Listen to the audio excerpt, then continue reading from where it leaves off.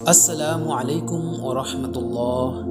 প্রিয় দর্শক, আশা করি মহান রাব্বুল আলামিনের অশেষ দয়ায় ও মেহেরবানিতে আপনারা সকলে ভালো আছেন। মদিনার তপ্ত দুপুরে একদা হজরত মুসা আলাইহিস সালাম এর মনে এক অদ্ভুত কৌতূহল জাগল। তিনি আল্লাহর দরবারে আরজ করলেন, হে দয়াময় প্রভু, আমার উম্মতের মধ্যে সবচেয়ে নিকৃষ্ট ও পাপী ব্যক্তি কে? আমি তাকে একবার দেখতে চাই।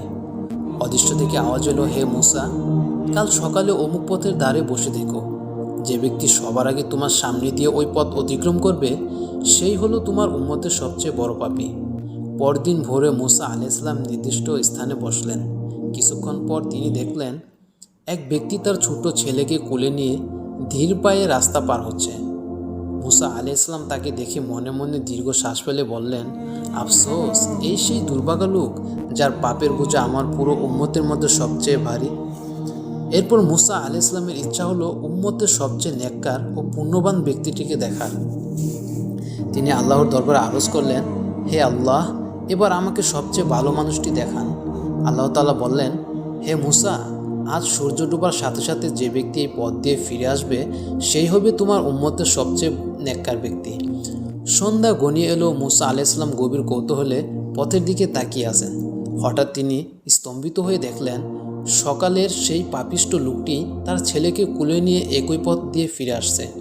মুসা আলাইহিস সালাম আকাশ পাতাল ভাবতে লাগলেন, যে ব্যক্তি সকালে ছিল সবচেয়ে বড় গুনাহগার, কয়েক ঘন্টার ব্যবধানে সে কিভাবে শ্রেষ্ঠ পুণ্যবানে পরিণত হলো। বিস্মিত মুসা আলাইহিস সালাম আল্লাহর কাছে এর রহস্য জানতে চাইলেন। তখন আল্লাহ তাআলার পক্ষ থেকে জবাব এলো, হে মুসা, সকালে যখন এই লোকটি ছেলেকে নিয়ে তোমাকে অতিক্রম করে জঙ্গলে প্রবেশ করলো, তখন তার ছেলেটি তাকে জিজ্ঞেস করলো, বাবা, এই জঙ্গল কত বড়? তার বাবা উত্তরে বলল, অনেক বড়। ছেলে আবার জিজ্ঞেস করলো, বাবা, পাহাড় কি জঙ্গলের চেয়ে অনেক বড়? বাবা বলল, হ্যাঁ বাবা, পাহাড় আরও বড়। ছেলেটি আকাশের দিকে তাকিয়ে বলল, আকাশ কি পাহাড়ের চেয়ে বড়? তার বাবা উত্তরে বলল, হ্যাঁ বাবা, আকাশ অনেক অনেক বড়। এবার ছেলেটি এক নিষ্পাপ প্রশ্ন করে বসল, বাবা, এই আকাশের চেয়েও কি কিছু আছে? তখন ওই ব্যক্তির বুক ফেটে এক দীর্ঘ শ্বাস বের হলো। সে চোখের জল ফেলে ছেলেকে জড়িয়ে ধরে কাঁদতে কাঁদতে বলল, হ্যাঁ বাবা, আমার জীবনের পাহাড় সম পাপাচার এই আকাশের চেয়েও অনেক বড়।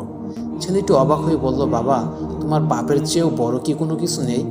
তখন তার বাবা চিৎকার দিয়ে কেঁদে উঠল, বলল, আছে বাবা, আমার গুনাহ যত বড়ই হোক, আমাদের আল্লাহর রহমত ও ক্ষমা তার চেয়েও অনেক বড়। আল্লাহ তাআলা বলেন, হে মুসা, নিজের পাপের জন্য তার এই গভীর অনুশোচনা আর আমার রহমতের উপর তার এই অগাধ বিশ্বাস আমার এতই পছন্দ হয়েছে যে আমি তার জীবনের সব গুনাহ মাফ করে দিয়ে তাকে এই উম্মতের সবচেয়ে বড় পাপী থেকে সবচেয়ে বড় নেককার ব্যক্তি বানিয়ে দিয়েছি। সুবহানাল্লাহ।